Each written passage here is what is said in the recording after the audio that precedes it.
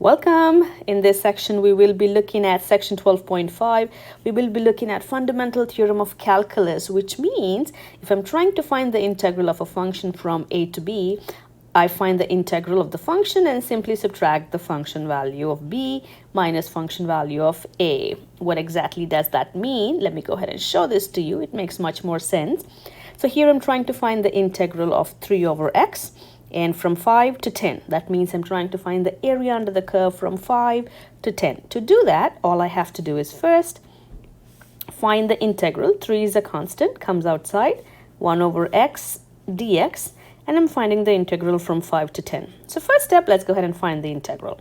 So the integral is going to be ln, absolute value of ln x, right? And now I have to find the function values from 5 to 10. So to find this, first I find the integral and then I'll simply subtract ln 10, ln 5 minus ln 5. That is the function value of 10 minus the function value of 5. So this is 3. I'm going to go ahead and separate this with the big parentheses. So ln absolute value of 10 minus ln absolute value of 5. And I know in logs when I subtract, I simply divide ln 10 over 5, which is, oh, these are absolute values, sorry. 10 over 5, and that is going to be 3 ln absolute value of 2. As simple as that. So you first find your integral and then subtract the b minus a. There you go. Let's go ahead and do one more. Where is it? Okay. So here I'm trying to find the integral. Again, first step is to find the integral. Let's go ahead and find the integral of this. So I have integral, I'm not going to rewrite this one actually. Integral of 2x squared is 2x cubed over 3. Integral of 7 is 7x. And now I have to plug in the function values at 1 and 4. So let me go ahead and do that. So step 1 is I'm finding the integral. And step 2 is I'm plugging in the values and subtracting. So to do this, it is integral. So this is 4. I'm plugging in 4 in place of x. 4 cubed over 3 plus 7 times 4 minus, I'm going to change the color for the lower for 1 here. So it's 2 times 1 cubed over 3 plus 7 times 1.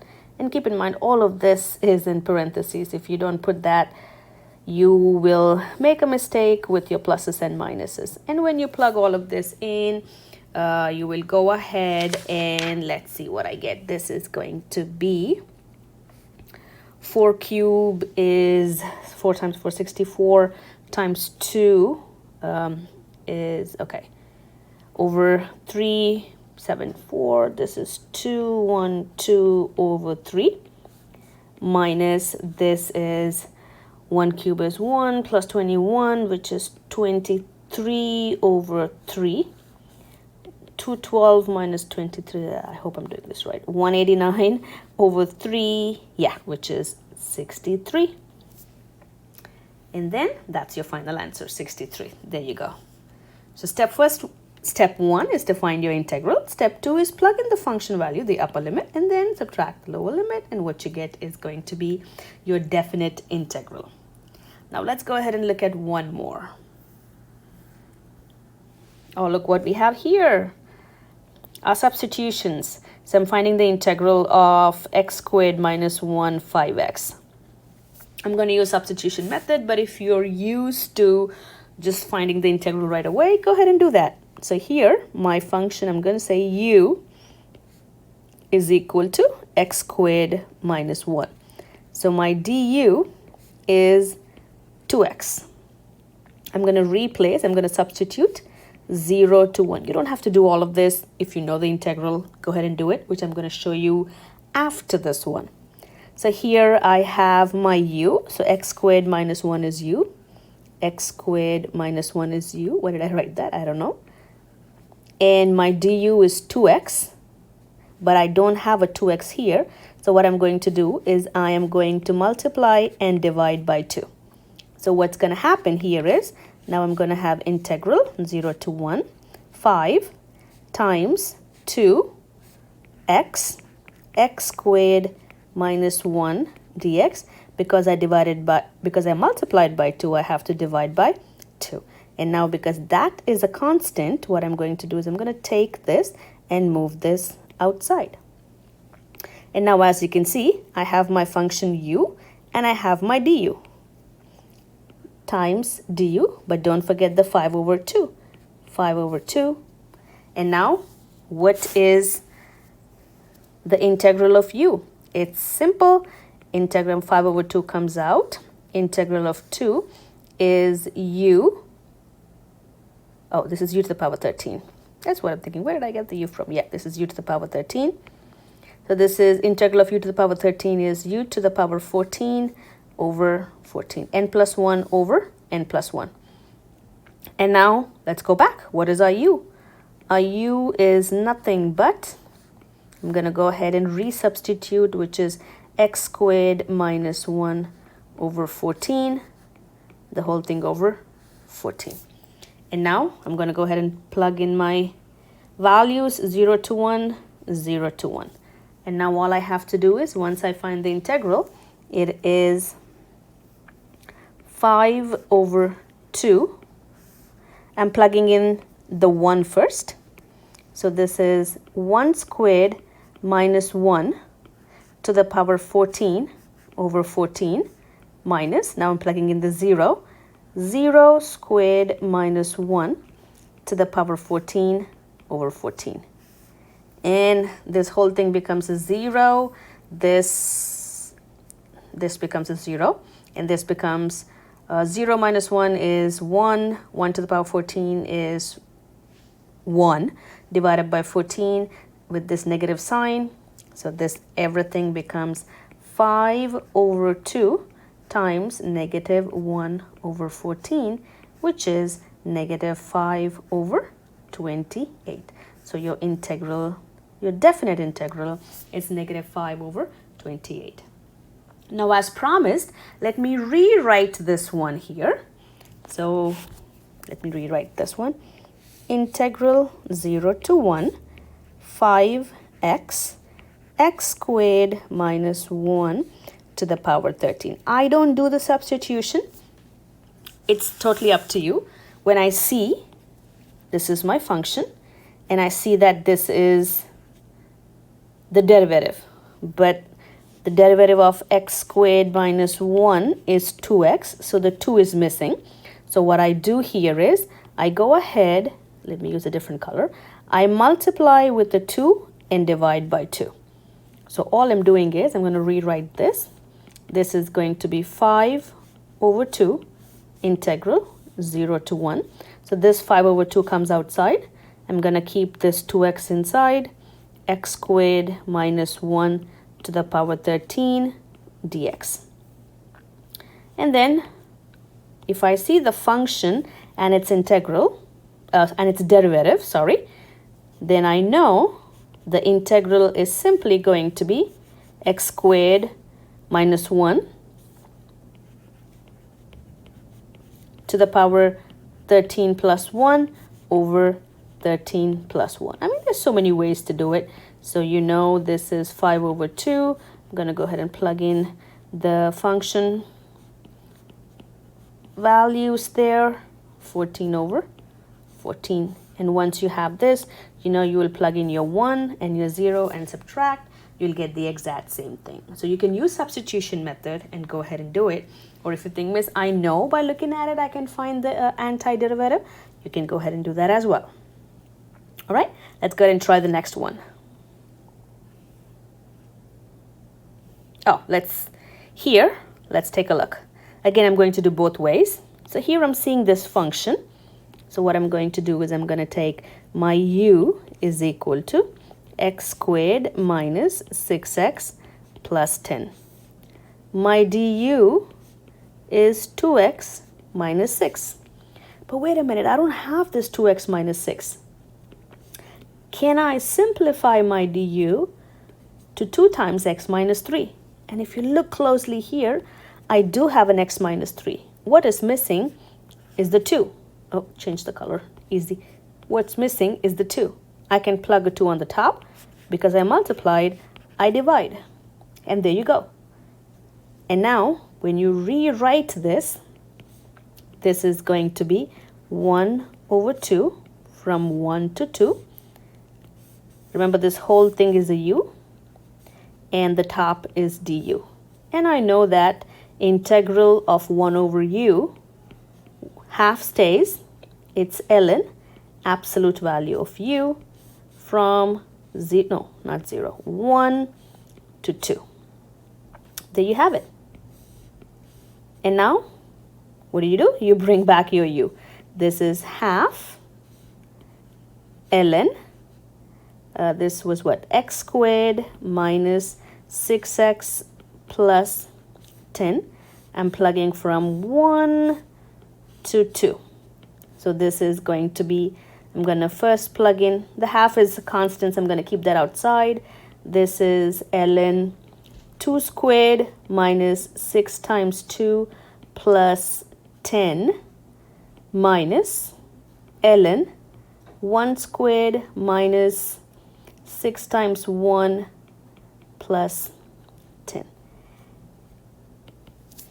So you're going to go ahead and find the function values here. So half times, what do I get? This is 2 squared is 4, 4 minus 12. I think here I'm going to get 12 into negative 2. This is ln 2. And let me cross check. This is negative 12. Negative 12 and 10 is negative 2. 4, yeah, that's good. So this is negative 6 and 1 is 10 and this is 5. Minus, this is absolute value, I'm sorry. This is absolute value of 5. And once you go ahead and plug that in, you will simply get, let me plug it in first before I say something. Where's my Desmos? Yeah, this is ln 2 minus ln 5 divided by 2 is negative 0.4581. And let's go ahead and see what the answer is. Oh, 458. Okay, very good. All right, hope this helps. Again, if this is confusing, rewind, play, but here you have substitution. So I start with the function, find the derivative, the 2 is missing. I add and divide, and once I have it, this is integral 1 over u, which is ln u. Once I find the derivative, I change back my u and then subtract upper limit minus the lower value, and there you have it. Now let's go ahead and take a look at the next one. It says, find the average value of the function over the indicated interval. So the interval here is, where's my function? Oh yeah, it's right here. And this is my interval, 1 over 8. And they also asking me to graph the function and its average. But before we go ahead, let's go to the first page here and see what the average value of the continuous function is. The average value of the continuous function is 1 over the interval upper minus lower, integral b over a, f of x dx. So this is, when I expand this, this is 1 over b minus a. This is times f of b minus f of a. I don't know why they did not write this part, but that's how it's supposed to be. Okay, if you're using a note card, this is what you should be writing it down. Don't leave it halfway here. Now, once I know that's the average, let's go ahead and work this problem out. So here's my problem. Here's the function f of x. So what I'm going to do is integral. What's my interval? 1 to 8. What's my function? Cube root, which is 1/3 dx. What do I have outside? 1 minus 8 minus 1, b minus a, 8 minus 1. Let me write the formula here for you.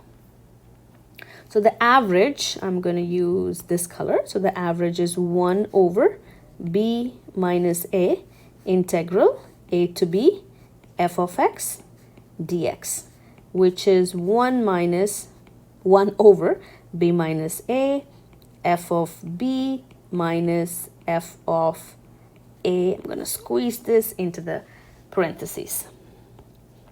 Okay, so 1 over 8 is, so 1 over 8 minus 1 is 1 over 7. And again, the integral is, integral of x to the power 1/3 is x to the power 1/3 plus 1 over 1/3 plus 1. And then my interval is 1 to 8. So this is going to be, actually I'm going to move all of this to the other side so it's not too confusing. I'm going to take all of this and I'm going to move it to the side. There you go. So this is going to be 1 over 7. I'm going to put my interval 1 to 8. This is x to the power 1/3 plus 1 is 4 over 3 divided by 4 over 3. I can rewrite this as 1 over 7. I'm still going to stick in the interval there, 3 over 4 times x to the power 4 over 3. And now, once I simplified it, I'm going to plug in my 8 and 1. And this is going to be 1 over 7, 3 over 4. 3 over 4 is also common, so I'm going to take that out. This is going to be 8 to the power 4 over 3 minus 1 to the power 4 over 3. 8 to the power 4 over 3 is 16 minus 1 is 15. So 7 times 3 over 4 times 15, which is, I cannot multiply that, 1.607. And there you have it. Again, same thing. You first have to find your integral, and then I simplified it. You can use your calculator for this one. And then I plug in my 8 and 1 and subtract, and then I get my average. Average. Now the next part, they ask us to graph. Now let's go ahead and be smart here. What's my average? 1.607. So my y value is 1.607. This one is my x value, so not this. This is again my x value, not this.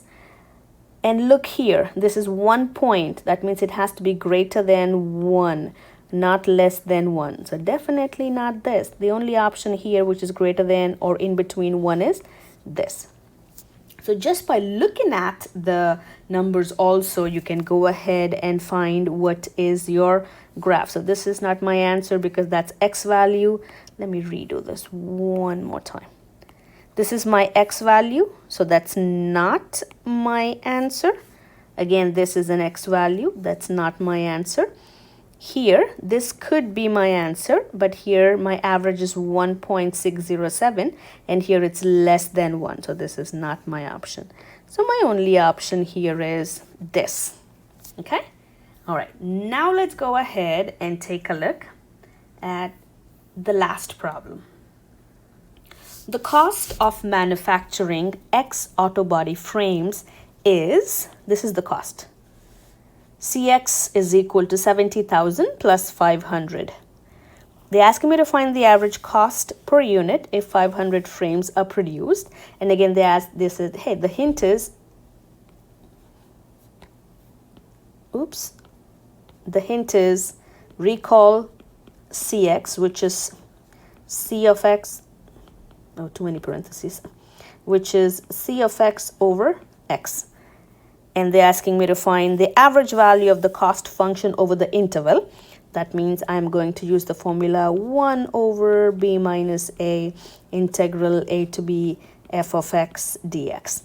And then they're asking me, hey, distinguish between both of this. All right, let's go ahead and do it step by step. So first is finding the function using the function. I'm just putting too many parentheses here. Average is the cost function divided by x. What was the cost function? The cost function was 70,000 plus 500x. So this is 70,000 plus 500x divided by x. Okay, and what did they tell me? They said find the average cost if 500 frames are produced, and this is, the x value is 500. So let's go ahead and plug that in there. 70,000 plus 500 times 500 divided by 500 would give me, I plug this in, which is $640. Okay, so that means the average cost per unit, if 500 units are produced. So keep in mind, this is the cost of one unit if you produce 500 units, which is 640. Now, let's go ahead and do part B. What are they asking me for part B? They said find the average value of the cost function over the interval. So they're asking me find the average value, the cost function over the interval 0 to 500, which is 70,000 plus 500x. And remember, it is 1 minus 500 minus 0. The b minus a. Your b is 500, your a is 0. And now that's equal to, this is simply 1 over 500. Integral of 70,000 is 70,000x plus integral of 500x is 500x squared over 2. So here I'm going to simplify 500 over 2, which is 250. So I'm going to erase this and I'm going to rewrite this as 250. Okay, again, quickly what happened? It's 500 over 2. 500 over 2 is nothing but 250. Okay, all right. And now what are my limits? 0 to 500. So let's go ahead and plug that in there. So this is 1 over 500, 70,000 times 500 plus 250 times 500 squared minus, I don't have to plug in a 0 because when I plug in, everything becomes a big fat 0. So this is minus 0. And when I plug this whole thing into the calculator, I get 195K. So let's quickly go ahead and recap. So when I use the average, when I use the average cost per unit, I get 640. Okay, so my C bar of X, I just can't write this. My C bar of X is $640. And when I use the average function using the integrals, I get 195,000. Now what they're asking me is, what's the difference?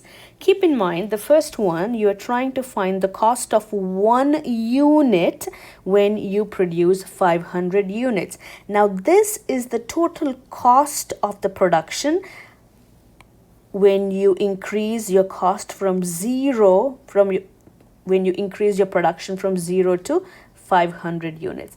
So this is the sum of all the cost, the total cost. This is your total cost. Remember, integral is simply adding all those rectangles. So it's adding all those costs up to 500 units, which is 195K. And this is just the cost of one unit if you produce 500 units. Hope this helps.